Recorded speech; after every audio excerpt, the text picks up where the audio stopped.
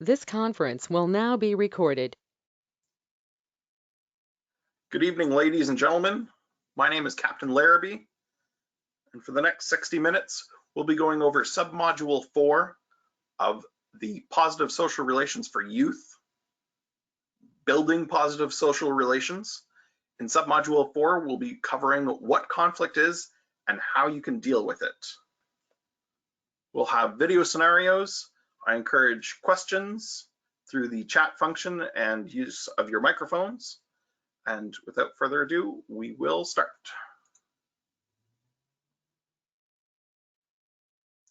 First, we will look at a review and then looking ahead at what we're going to talk about tonight. In submodule 3, what harassment, criminal offenses, and child abuse are and where you can go for help, we covered a few topics which included definitions and examples of harassment, definitions and examples of criminal offenses, definitions and examples of child abuse, where you can go for help, and when you should go for help.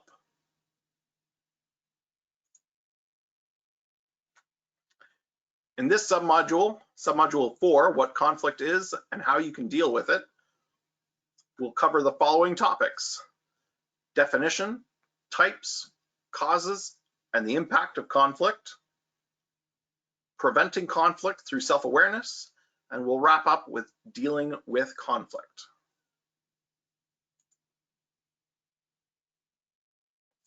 We will start with definitions, types, causes, and the impact of conflict. To define conflict, first of all, so we know what we're all talking about tonight, it's when two or more people disagree or have different ideas on what they are to do. This can result in stress and/or tension. Types of conflict. There are 3 types of conflict. They are interpersonal. Interpersonal conflicts occur when there has been a breakdown in communication and/or competing interests between 2 people. Structural. Structural conflicts occur due to problems within the organization, how personnel are used in the organization, or a breakdown in communication between members of the organization. For example, structural conflict can occur when a cadet is receiving information from their petty officer or sergeant, training officer and CO, who all have differing demands. Facts or data. Facts or data conflicts occur when one party has more information than the other, or the information is interpreted in a different way. Note: the types of conflict may overlap. Okay, so now we have an idea of 3 different types of conflict: interpersonal, structural, and facts and data. So, understanding this, we're going to jump right into some video scenarios. First, we'll work with video scenario number 12, and this will focus on the different conflict types.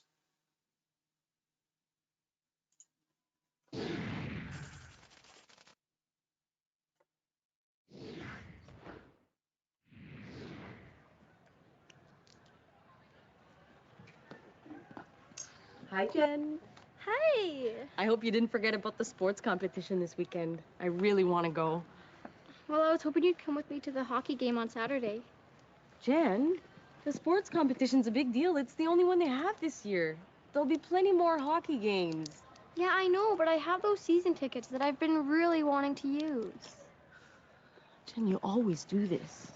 Me? You're the one I always have to change my plans for.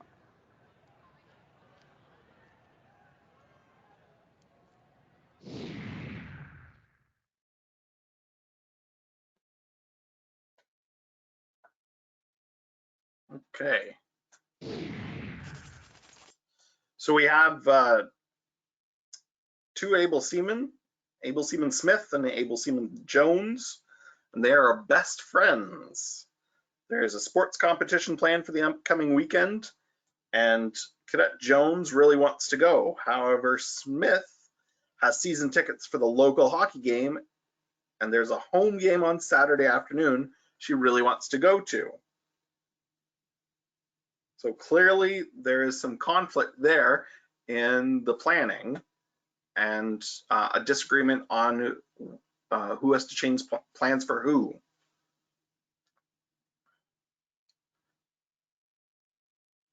Apologies if you're having some bad frame rate through the streaming. It'll be the general idea of the video we're looking at. And if it's a radio show, then hopefully your audio is better than your video.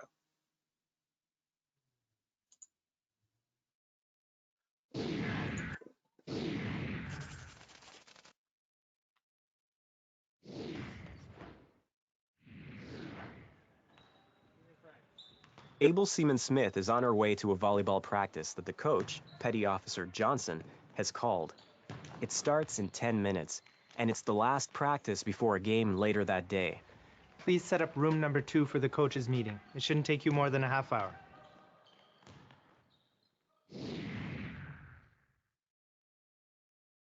Okay.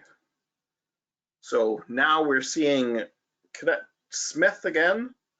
She's at a volleyball team workout, and her team doesn't play until the afternoon, but her coach, Petty Officer Johnson, has told the team to meet at 10 o'clock for the final practice. It's 9:50 in the morning, and Smith is on her way to the practice when the training officer, so not a cadet, the actual officer, Lieutenant Green, tells Smith that one of the empty classrooms has to be set up for a coaches meeting later that day and needs her to help set up. The task should only take 20 to 30 minutes to complete, but this is going to interfere with the last practice they're going to have.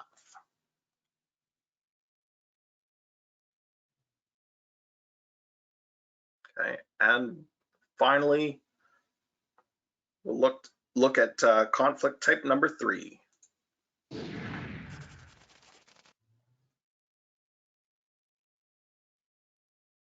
Cadet Montour has been issued his first uniform. He's excited and he's worked really hard at getting his uniform ready for the CO's parade. He has studied the uniform handout he received from the training officer earlier in the year, and he's prepared his uniform up to standard. Hey, Maureen. Hey. Ready for parade? Yeah. But you're not.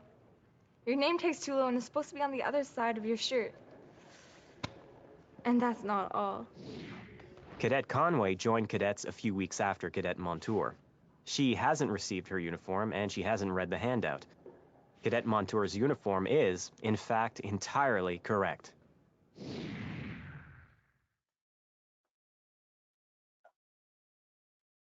Okay. So in this one, we have some wonky uniform going on here.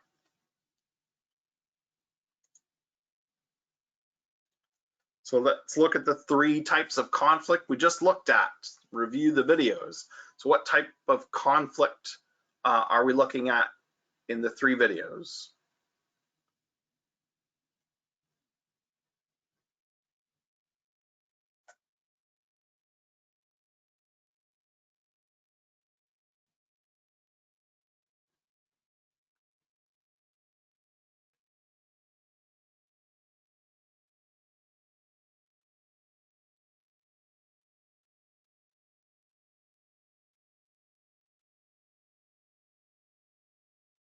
Perfect, yes. Interpersonal, structured, and facts and data. So that's all 3 videos right there. The first video was the hockey game. That was interpersonal conflict. In the second one, we had structural conflict, which was the volleyball practice. And then in the third video, we saw facts and data for the new uniform. So good work.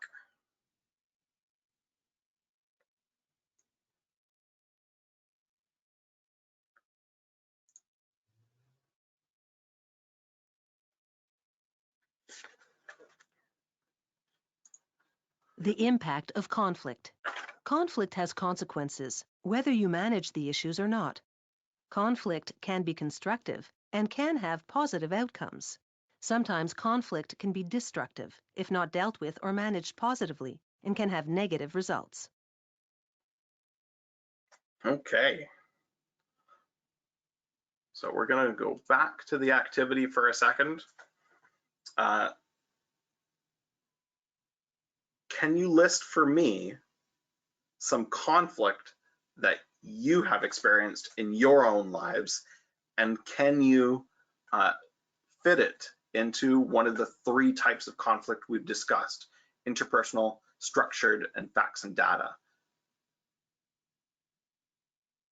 Is there anything that you've experienced in your life? Maybe here at the squadron? It's hard to experience something at the squadron when we haven't met yet, but things come up. Or if you're in your 2nd year, sometimes you experience things at school or even at home.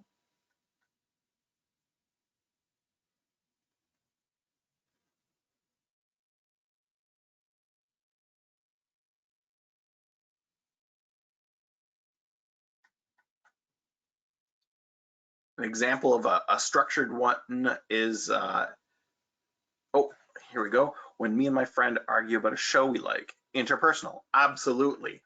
You can go back and forth and have your opinions on the show, and maybe you're trying to figure out which show to watch. That is completely interpersonal conflict. That was a really good one. Me and my friend were arguing about how to do a specific math equation. Turns out we were both wrong. Facts and data and or interpersonal. Yes, yeah, both of them fit in that one. So facts and data for sure, because you're trying to find the right way to do it. And then you find out that the actual crux of the matter is you're both not getting the facts and data. And then interpersonal, because you have a difference of opinion on how to approach the problem. When my friend said that I was wrong on a math question, even though I checked it over many times. Facts and data. Yes. Good. So you have a good grasp of what's going on here. A structured one might be when your parents tell you to clean your room, and then the other parent comes in, or another guardian or a sibling, and they say, hey, you have to take out the trash right now. Well, I was just told to do my room. Well, no, you got to take out the trash, but I have to do my room first. So that could be a structured one, because you have 2 different forces coming at you. You need to do one thing, but you also have to do something else. So there's some structural conflict. Good, good, good.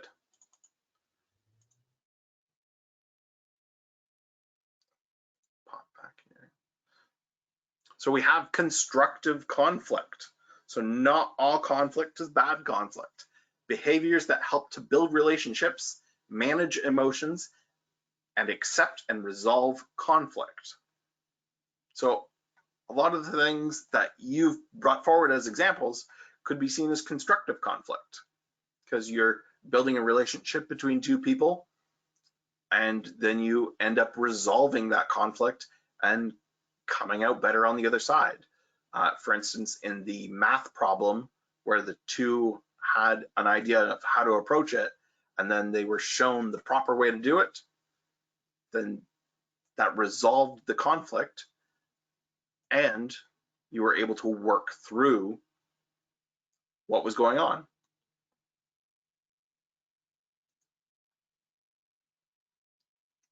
What can constructive conflict do? Well, it can create the ability to challenge and change practices and structures that do not work. So sometimes we need to challenge things that we see. I actually get that in my everyday work. I work for Canada Life, the insurance agency, and so they are asking employees all the time to look at redundant ways of doing business. Is there a more efficient way we can do this? So they're looking for us to find conflict within the company and then resolve it since we are the boots on the ground working with the actual material. It can change attitudes and perceptions, can foster understanding and respect for differences. It enhances awareness of self and others, so we can actually look inwards and say, what's going on here? Is there something that I'm doing wrong, or is there something that I'm not seeing perhaps? It can build morale. It'll address underlying causes of problems.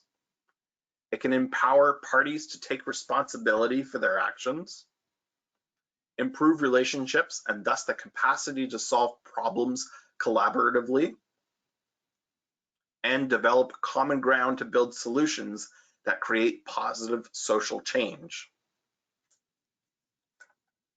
Within the squadron, you'll be faced throughout the years with various leadership taskings, and some of them will have made up the scenario and will have provided the problem. As a group and as a leader, you'll need to come together and find out what you can do to overcome that.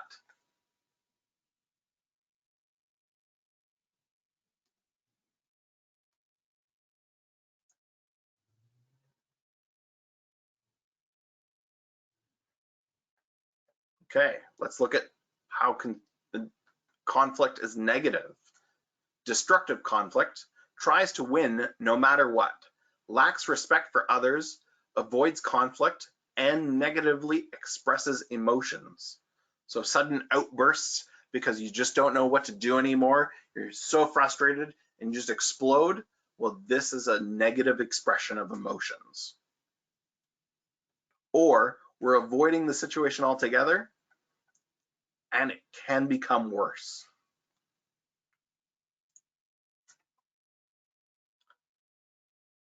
Destructive conflict can break down relationships, disconnect people from others and from their community. So maybe you want to pull away from people because they're just never going to listen to you, or they're never going to see it the same way. It can intensify hostility and resentment, escalate conflict, or create destructive power struggles, can be rather costly, and that can speak towards time and money, can deny opportunities for constructive change or prevent agreements, and create unstable agreements. So you are sheepishly or shrug your shoulders when you go to work something out with somebody, but you don't really believe that they're on the same page and you're on the same page. So it's kind of a band-aid on the situation, but it hasn't quite resolved anything yet. And that unstable agreement can come apart at any moment.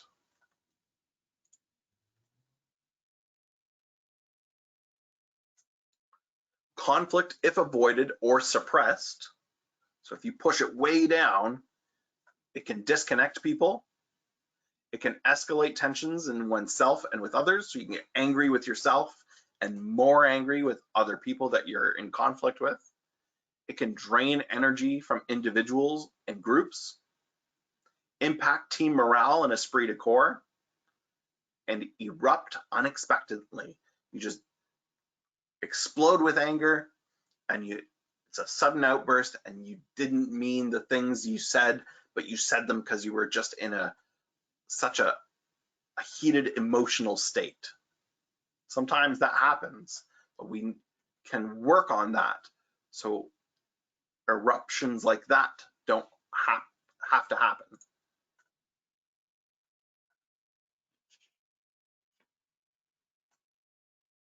Okay, so let's look at preventing conflict through self-awareness.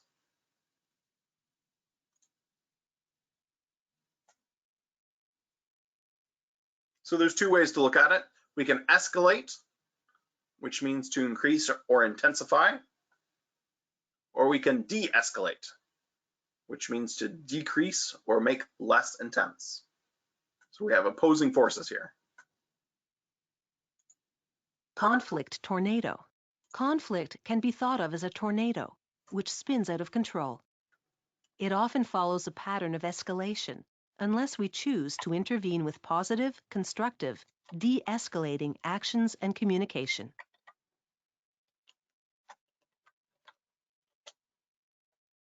Okay, so we have a conflict tornado. It's getting out of control here.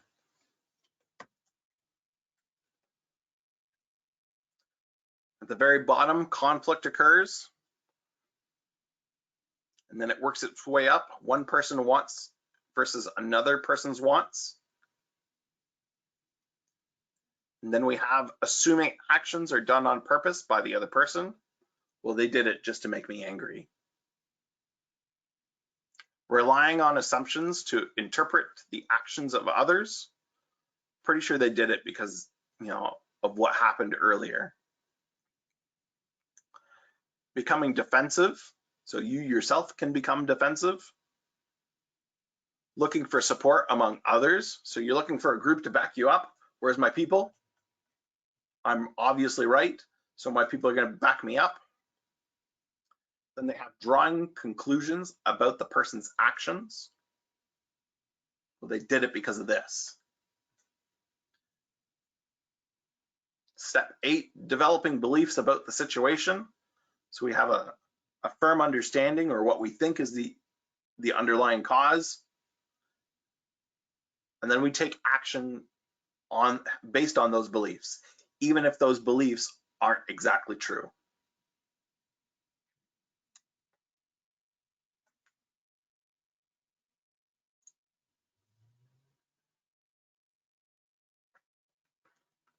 So when does conflict escalate? It will escalate if other people become involved and take sides. One or both people feel threatened by the other. There is no interest or investment in maintaining the relationship, or there is a history of unproductive negative conflict between the individuals. There's an increase in the acting out, whether through indirect expression of anger, fear, or frustration. Important needs involved are not acknowledged and met. There is a lack of the skills necessary for peacemaking, or a lack of awareness of the skill the person does in fact possess, and or cultural elements are not taken into consideration. So there could be something that you just don't appreciate that the other person brought to the table. Maybe something that they grew up in, they believe in, that's part of who they are. So we need to take all these things into consideration.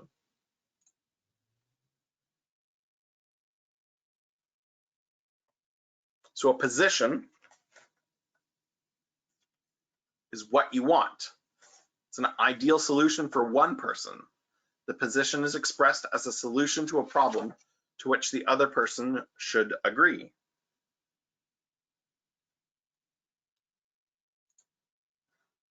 And then we have the interest, why you want it. The underlying and often unspoken reasons and unmet needs for taking a position in a conflict. So why are you arguing your point?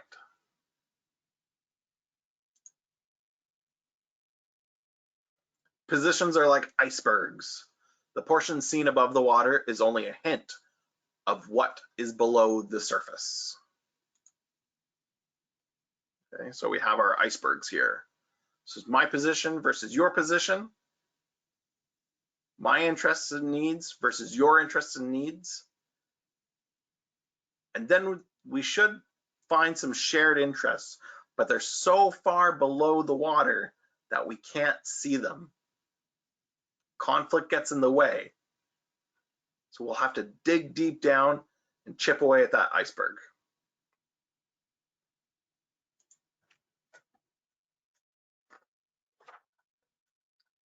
How can we de-escalate conflict?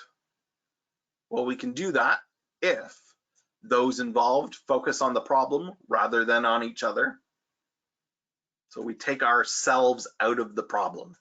Well, it's not me, it's what are we talking about? Emotions of anger, fear, and frustration are expressed directly rather than demonstrated indirectly. So we say it out loud. We make sure that the other person knows exactly how we feel. We don't bottle it up and hide it. Threats are reduced or eliminated. So we completely get rid of what makes us defensive. We don't feel threatened anymore. The people involved have cooperated prior to the dispute. Needs are openly discussed, so lots of communication.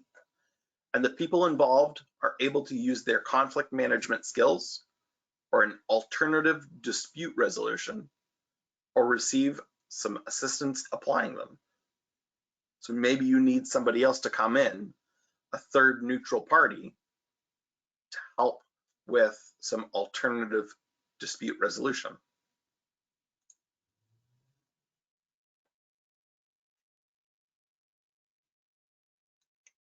Impact, not intent, or impact versus intent. Choices made through actions and words can have a great impact, both positively and negatively on a person. It is the impact, not intent, of these choices on others that is key.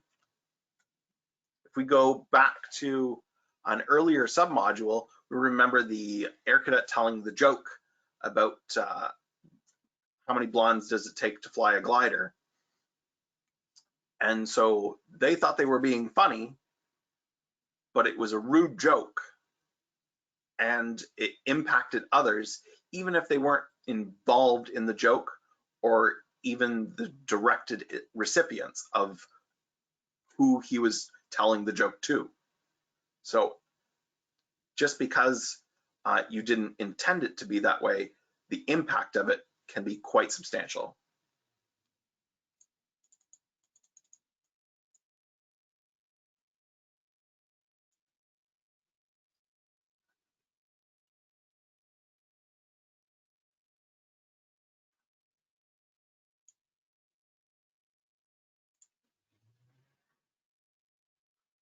Okay, we're going to move on to some escalation versus de-escalation video scenarios.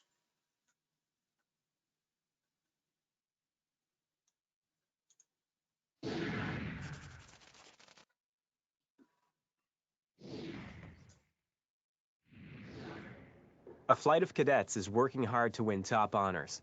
The reward is a pizza party at the end of the month. But one cadet isn't helping. He slacks off in parade, and he's got a bad attitude.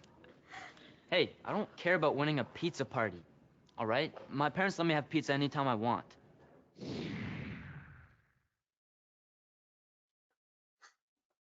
Okay. So we're at a local squadron for this one. Let's see some questions. How could this scenario escalate into a large conflict? How do you think it could get bigger? What could really light the fire for this one?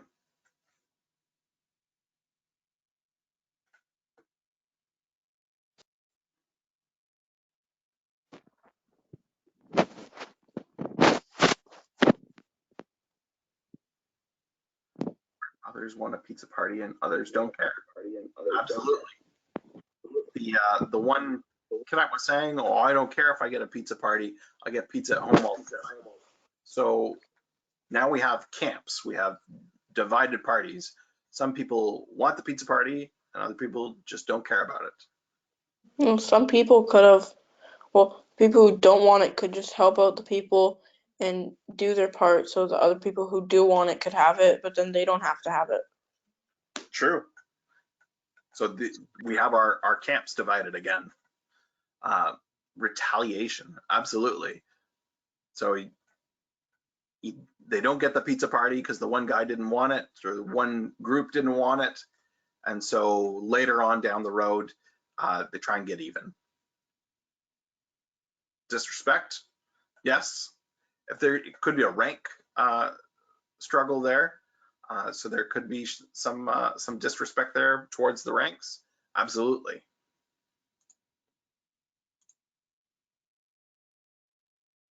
Okay, how could you de-escalate this situation?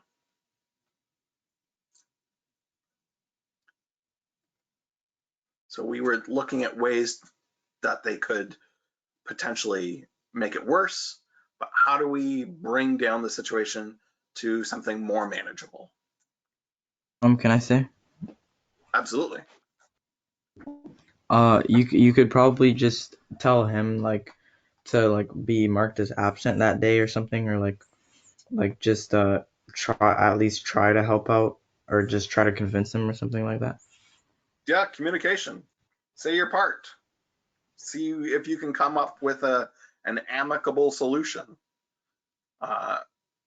Apologize. Yeah, there's that communication again. Talk about the situation. Say, oh, sorry, man. Like, I know I get pizza at home all the time, but maybe you don't. So we can come to some kind of solution. Yeah, maybe say then don't come. Totally. If you don't want to be a part of it, then we would like to be a part of it. And so if you could do your own thing, then we'll earn the pizza party and reap the rewards of it. And you can participate in other things another time. Yeah, there are many ways to de-escalate this situation. It's a fairly simple one to work with, but it could get out of hand quite quickly if people stick to their guns.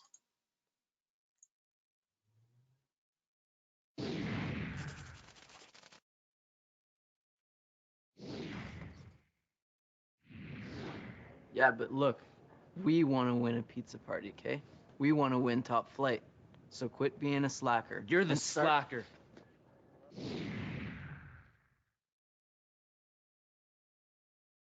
Okay. So we saw some physicalness in there, which would never be tolerated. But they're clearly not seeing eye to eye. So they called that conclusion the yelling match. I didn't really hear any yelling, but clearly there was some verbal back and forth. So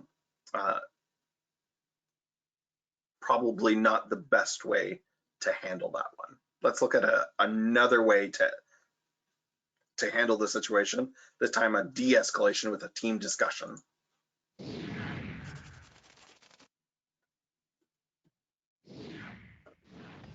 In an effort to change leading Air Cadet Tim's attitude, each of his flight mates takes the cadet aside to explain to him how important it is to them personally to win the award.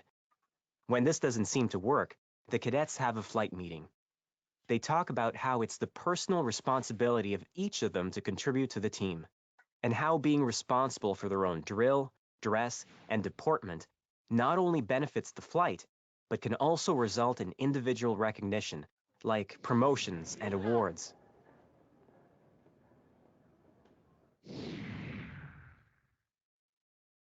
All of that is true. Coming together as a team and helping individuals, it's sometimes you will hear one man, one kit, and that's not true at all. We are a team. You work together as a team, and we pick up the person who is struggling the most and make sure that they come up to the standard. Together, we move ahead. Of course, you're going to have some who go above and beyond, and that will be their prerogative, and they will rise up and meet challenges in different ways. That's just going to happen. But as a team, everybody gets across. So coming together, communicating, and working hard will be able to de-escalate the situation and find the best possible outcome.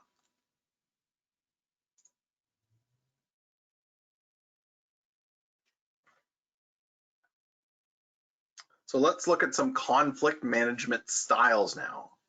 What is that, first of all? There are 5 conflict management styles to choose from when dealing with conflict. So this is how we deal with conflict, and you might know all these already, and you might use them without even knowing what they're called. So let's look at them now. The first one is avoiding. So an example would be, leave me alone, it's not my fault. By avoiding a conflict, the person may be unassertive or uncooperative. They may avoid confrontation and conflict. They may deny that problems even exist in the first place. It does not necessarily give in to other people, just does not offer an opinion, and sidesteps an issue, postpones an issue until a better time, or simply withdraws from a threatening situation.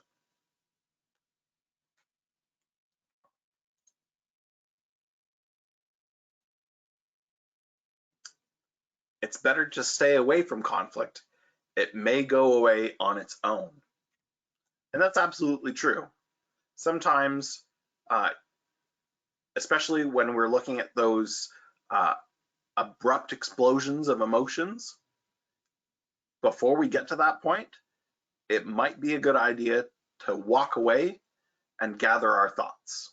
When I'm having an argument with somebody and we're just going around in a loop, I find it's time to say, hey, can we walk away from this for a moment? And then I gather my thoughts, and I always deal with the situation face to face. So text messages, even a phone call really isn't good enough for me. I want to deal with these things in person, if at all possible. That way you get body language, tone of your voice, you get the full perspective of how you feel about a situation, and you probably have had the time at that point to think about what you're going to say and gather your thoughts, maybe look at it from a different perspective.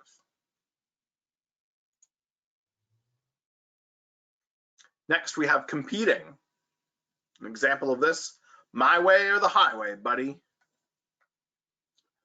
By competing in conflict, the person is self-focused, is least likely to be received as cooperative, tends to be very forceful and domineering, is assertive, and is a person who gets what they want without considering other people's interests or values, uses power, and as a matter of perspective, if I have to deal with conflict, I want to be in charge. So you want to meet it head on. You're the type of person who wants to dive right in, but you definitely want to lead the talks. You know, this is going to go my way. I'm going to make sure I come out on top.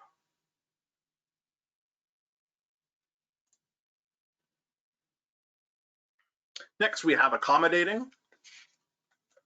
Whatever you say, it's fine with me. So that's an example there. It may be seen as unassertive and uncooperative, especially depending on the tone of your voice, perhaps your body language. It's willing to help others, forgets about your own needs in order to make others happy. So you could be giving up something that you really wanted just to end the conflict. Is most focused on the other person and least focused on self. So you're compromising your position.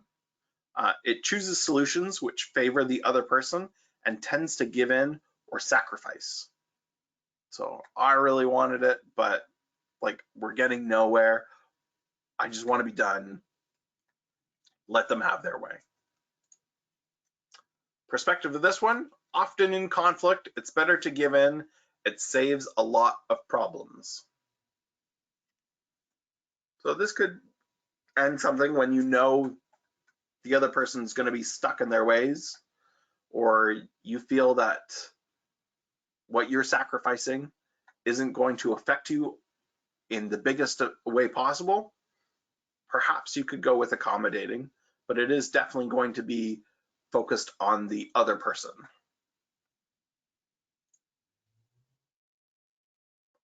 We have compromising.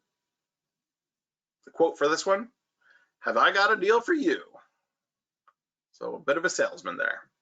By compromising in a conflict, the person makes quick fix decisions to satisfy people involved, finds solutions that only partially satisfy both people with a preference towards the self, and tends toward split the difference or middle ground solutions and a competitive atmosphere. So you kind of get what you want, but only partially. You're finding the middle ground. So it's not exactly what you wanted, it's not exactly what the other person wanted. Somewhere in the middle is going to be a solution. Each person must give up something. We may not get exactly what we want, but at least it will be settled. It's out of the way. Didn't really get everything I wanted, but I got some parts of it. So there's a potential solution.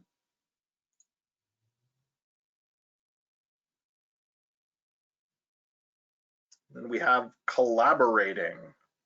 That's our last one. Let's work it out together. So by collaborating in a conflict, the person is assertive and cooperative, tries to work with people to find the best solutions for everybody, digs deep into issues to identify the underlying concerns, and tries to find a win-win solution. So in this way, everybody gets what they want. I want to be reasonable. Let's put our heads together and try to find a solution we both like. Probably the best way to end a conflict would be with collaborating.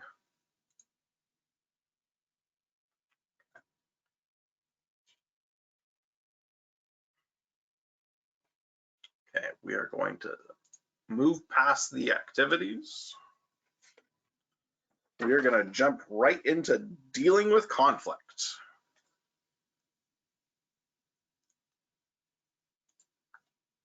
How to manage different types of conflict. Conflict management. An approach to conflict whereby parties can develop protocols or arrangements for preventing disputes from occurring and predetermining the range of appropriate responses to conflict should one arise. Reflection. Reflection is an invaluable tool to use when dealing with and managing conflict. It is important to be clear on what you feel happened, how it makes you feel, what you think about it, why it is important to you, and what you can do about it before confronting other parties involved. Going through the steps of the reflection wheel will allow you to respond to conflict rather than reacting quickly and possibly angrily. This is a process that will help you manage the conflict, but it does not mean the conflict will be totally resolved. Going through the steps of the wheel in your head or writing them down will give you perspective on the conflict. Okay, so we have the wheel of conflict, or the reflection wheel. So we start with what happened, what is the conflict? We move on to how do I feel about what happened and why? What do I think about what happened and why? What's important to me about what happened and why? What can I do about what happened and what are my options? And hopefully we get out of the wheel after. What am I going to do? What actions am I going to take and why?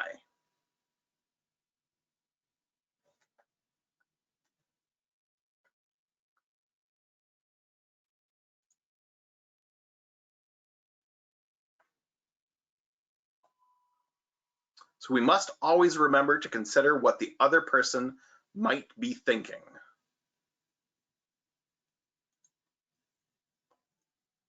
Okay, so we have some more video scenarios. So we're going to revisit the ones that we've already seen. So we saw the hockey game earlier, the volleyball practice, and we'll see what's going on with them now that we've learned a little bit more.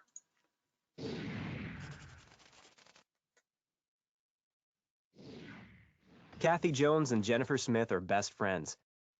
Kathy wants the two of them to go to the sports competition on the weekend.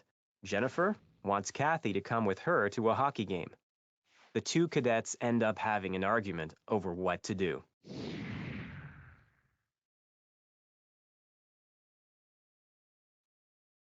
Okay, so we already knew that one.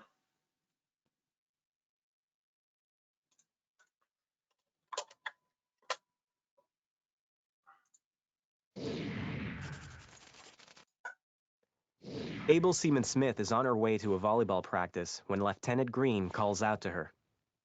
He asks her to set up a classroom for a coach's meeting. This will make her late for the practice.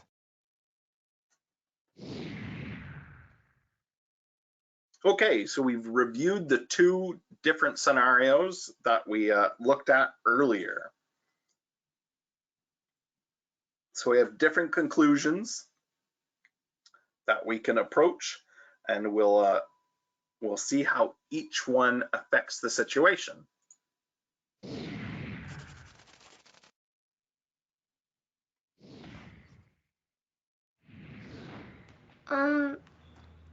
I have a volleyball practice in 10 minutes. Yes, but setting up the room is a priority.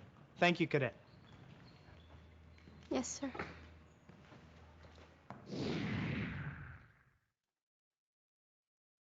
So the cadet explained the situation, but the lieutenant outranked her, gave her a direct order, and said, get to it.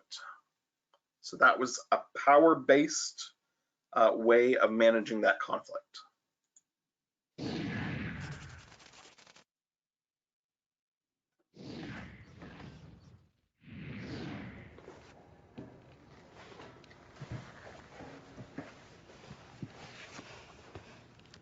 Listen, okay? It's stupid to be fighting over this. Let's see which one's more important to both of us, okay?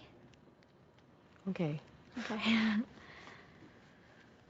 Just we've been planning on going to the sports competition for months. Kathy and Jennifer calm down and discuss the weekend plans. In the end, they decide that since the sports competition is the only one this year, and there'll be more hockey games, they'll go to the competition. Really? Yeah. Cool. Okay. So in that one, we saw some interest-based, and we were able to come to a solution by going to the sports competition, so since there'll be more hockey games later in the year.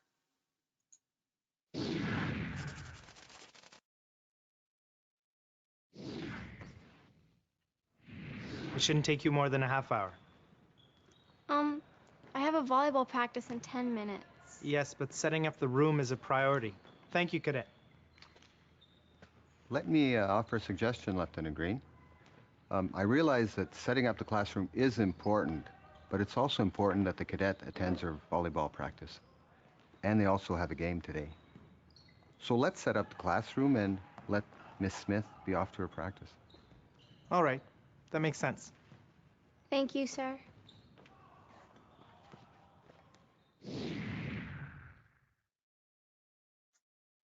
All right, so we had the, looks like the commanding officer stepped in there and helped with a rights-based solution, and Cadet Smith is able to go to the volleyball warm-up rally for the competition later that day after all.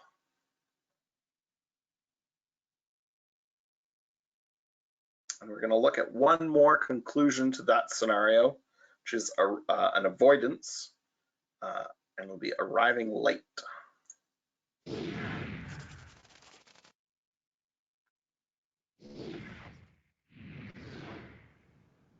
Abel Seaman Smith doesn't tell Lieutenant Green about the volleyball practice. She goes and sets up the classroom. It takes her longer than expected, and by the time she gets to the gym, the practice is over. Her teammates aren't happy that she missed the practice. Job there with you. Sorry, Coach. Lieutenant Green ordered me to set up a classroom. You should have spoken up and told Lieutenant Green about the practice. That way, conflict could have been dealt with instead of avoided. I want to talk to Abel Seaman Smith. Everybody else, dismiss. Smith, what I want you to do I want you to apologize to everybody for missing the practice. I think you should explain to them what happened, because that way we could all learn from this experience. Yes, P.O.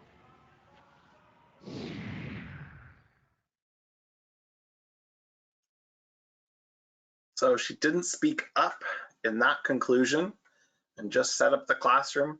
She missed the workout and disappointed the team and the team leader, the petty officer. And so we're all going to learn from that now by her explaining it to the team and apologizing for missing the practice. Approaches to managing conflict. There are 4 approaches to managing conflict, which are: 1. Power-based. The person with the most authority determines how the situation will be resolved based on their leadership experience. It has a win-lose outcome. 2. Interest-based.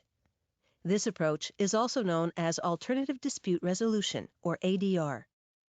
It is a voluntary one-on-one conversation with the other person or persons, or with the assistance of a neutral person working together to find a solution. It has a win-win outcome. 3. Rights-based.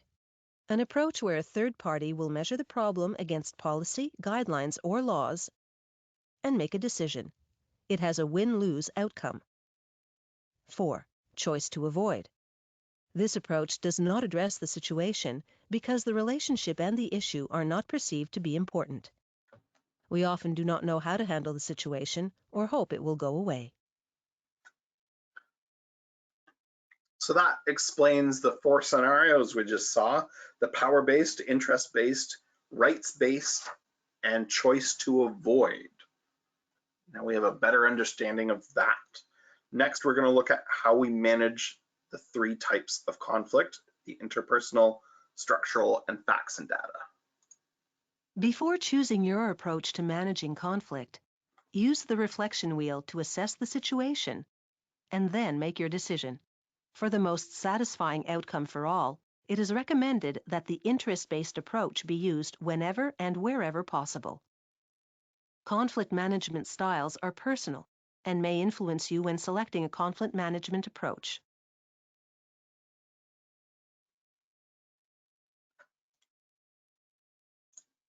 How we manage the 3 types of conflict. Interpersonal.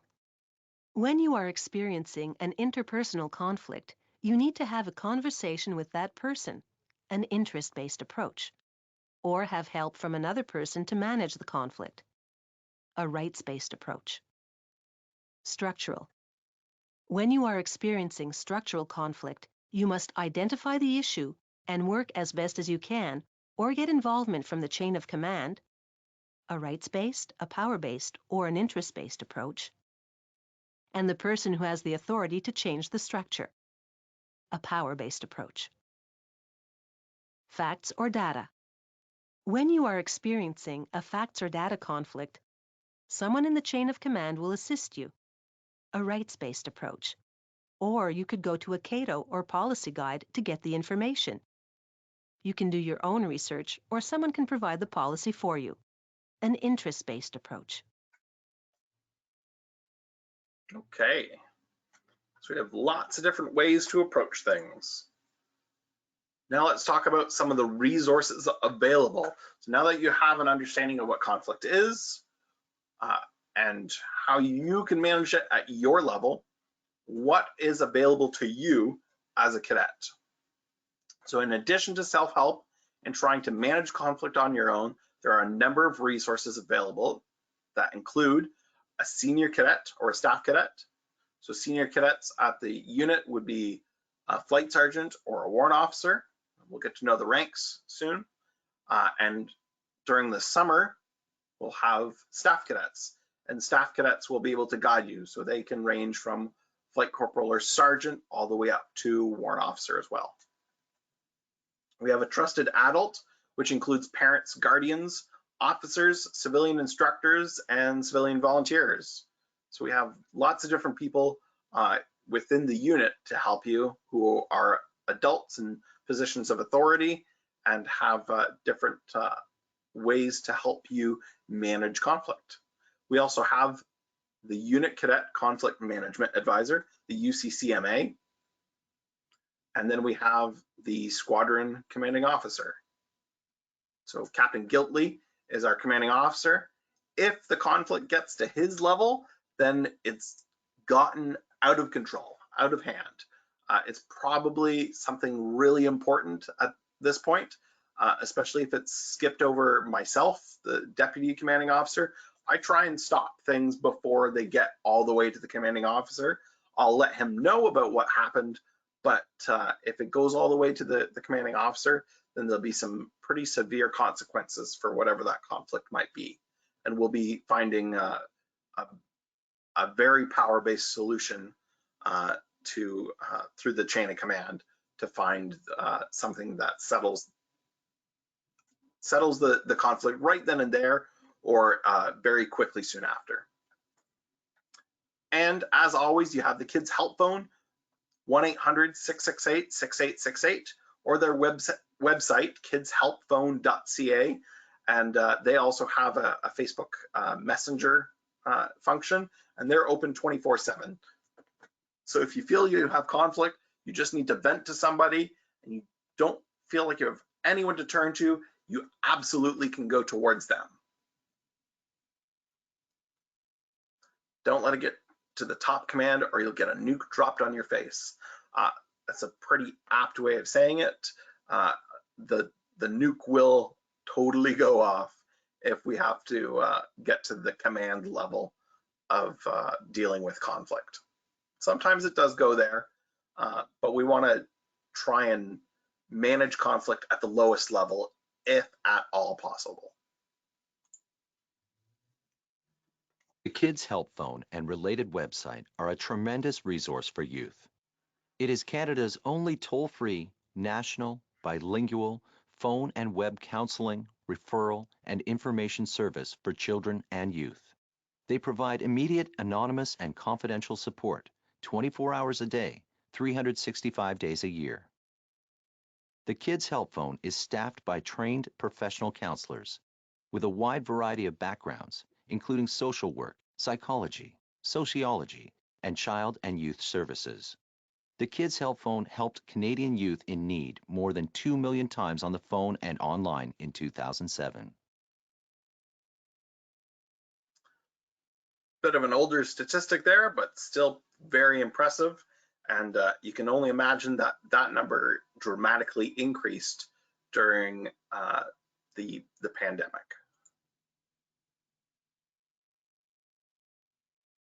Okay, a little review here. In submodule 3, what harassment, criminal offenses, and child abuse are, and where you can go for help. We discuss self-help as it relates to conflict. As you will notice here, the following steps will apply to dealing directly with conflict. First, we need to review what is a respondent. The respondent is the individual against whom an allegation of harassment has been made. So we learned that 2 weeks ago.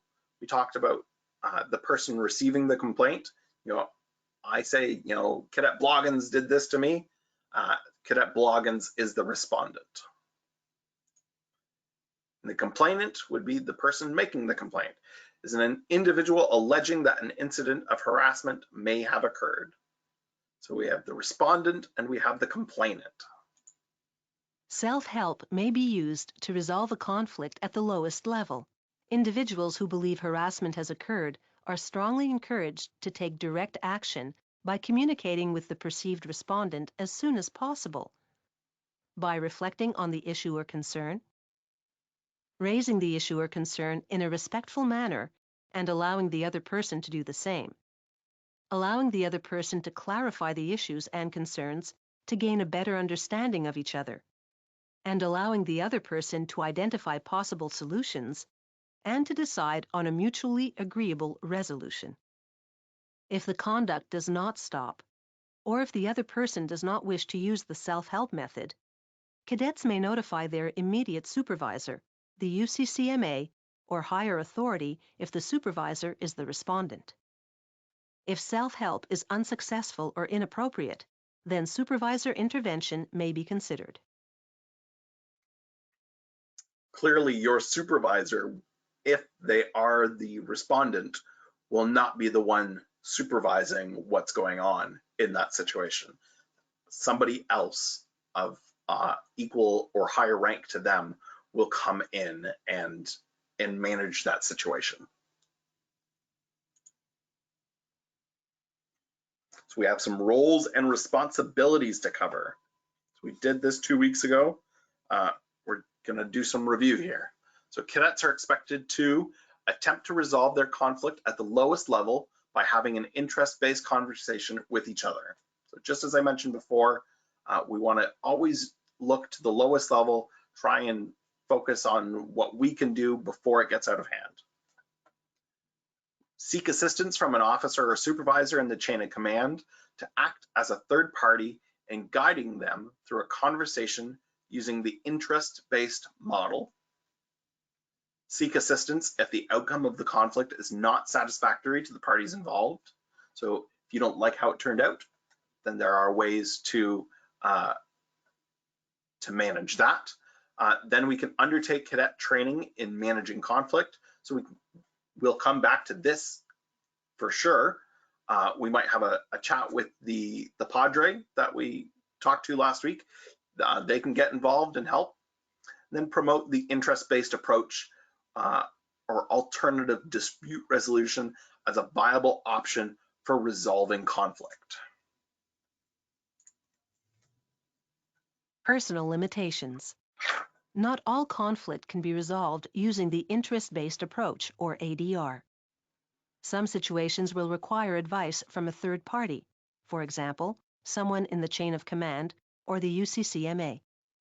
Circumstances or situations that are more severe or criminal in nature will always be dealt with by adult personnel. You may only be able to resolve a portion of the conflict at one time, and you may need assistance in resolving the other parts. Guidance may be sought at any time and is highly encouraged if you're not sure what to do in any situation. Okay. Teaching point 5, which is our conclusion.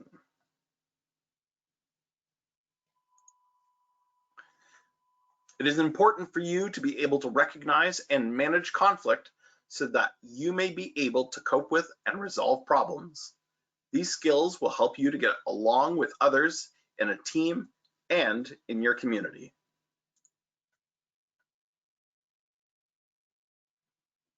To wrap up, the objective of positive social relations for youth is so that we can prepare you as the cadet to interact comfortably within the cadet community, interact positively with others, exercise sound judgment, accept personal accountability for actions and choices, deal with interpersonal conflict, and seek assistance from available resources when we need it. And we certainly have talked about different resources.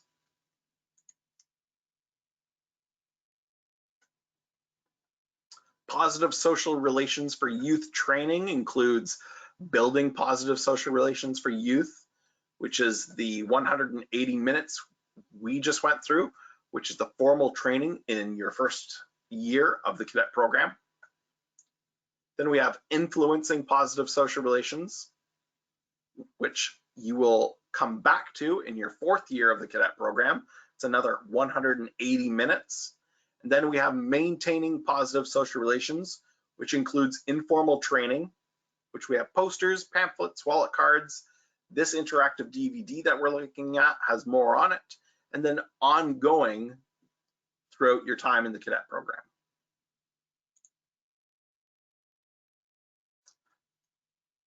The building positive social relations for youth modules that we just covered, there are 4 of them. Submodule 1, we talked about what we expect from you as a cadet. In submodule 2, we talked about what can happen when behaviors exceed or do not meet expectations. Submodule 3, we covered what harassment, criminal offenses, and child abuse are and where you can go for help. And what we just covered in submodule 4 was what conflict is and how you can deal with it.